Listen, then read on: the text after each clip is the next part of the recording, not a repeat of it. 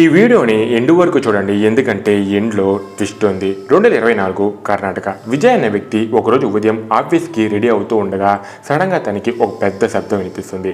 ఆ శబ్దం వాళ్ళ నాన్నగారు హాల్లో స్పృహ తప్పి పడిపోయి ఉంటారు. వెంటనే వాళ్ళ నాన్నని హాస్పిటల్కి తీసుకొని వెళ్తాడు.